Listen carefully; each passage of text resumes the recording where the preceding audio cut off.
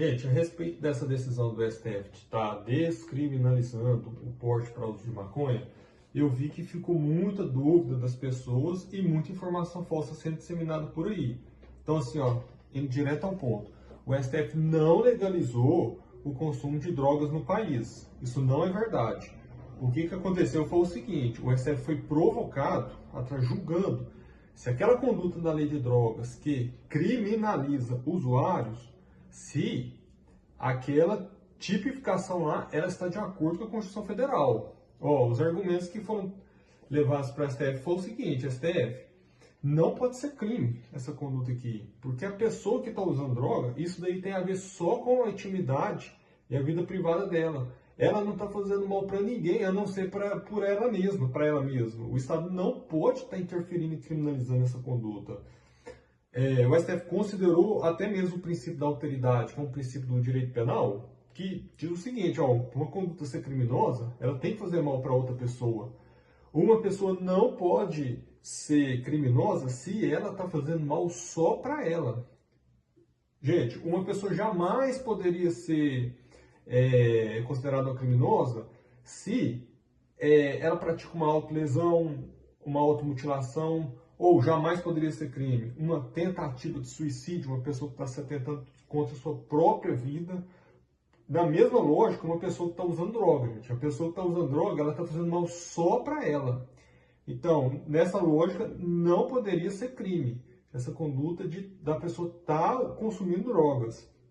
Mas veja bem, o STF concordou com esses argumentos, só que ele falou: essa conduta aqui descrita na lei da pessoa que está portando para usar droga, embora não seja uma conduta criminosa, a gente vai fazer aqui uma interpretação conforme a Constituição.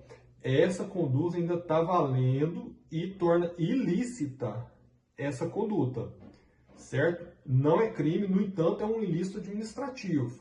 A pessoa, ao invés de ser processada por um juízo criminal, ela vai ser processada, gente, num juízo administrativo. Foi isso que mudou. As penas são as mesmas e a conduta é a mesma. Diferenciação foi o seguinte também, outra alteração. O STF considerou que o legislador ele não legislou bem para estar especificando com mais precisão quem é usuário e quem é traficante. E o receio no STF foi na questão de estar sendo preso muitas pessoas usuário como traficante. Então, o que decidiu o STF? Até que o legislador legisle bem definindo as condutas de usuário e traficante. Se a pessoa for pega com menos de 40 gramas de maconha, vamos presumir que essa pessoa é um usuário. Essa presunção ela é relativa. Se a pessoa ela for pega com menos de 40 gramas de maconha, mas uma conduta de traficância, num comércio, ela é presa por tráfico, certo? Agora é o seguinte, ficou pior. Se a pessoa ela for pega com mais de 40 gramas de maconha, presume-se que é um traficante, certo? Agora, minha opinião a respeito desse julgamento do STF. Eu acredito que o STF julgou corretamente, tanto juridicamente de não estar podendo ser crime, essa conduta do usuário de droga, com base no princípio da alteridade, como no princípio do direito penal, a pessoa está fazendo mal só para ela.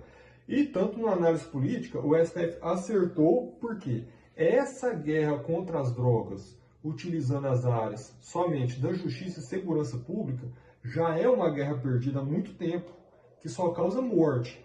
Morte de favelado e de policial. Se a gente muda o nosso olhar a respeito do usuário, que ao invés de rotular ele como um criminoso, mas começa a olhar ele como uma pessoa doente que precisa de ajuda, a gente pode conseguir mais reforço nessa guerra às drogas. Sempre quando tiver gente querendo usar droga, vai haver um comércio ilícito de drogas.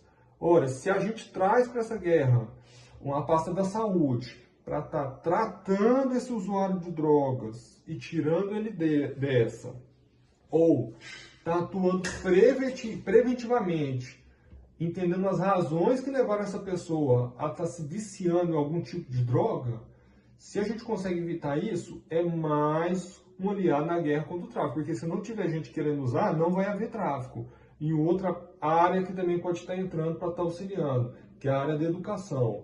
Se tem pessoas, gente, que entram nas drogas por conta de problemas de saúde mental,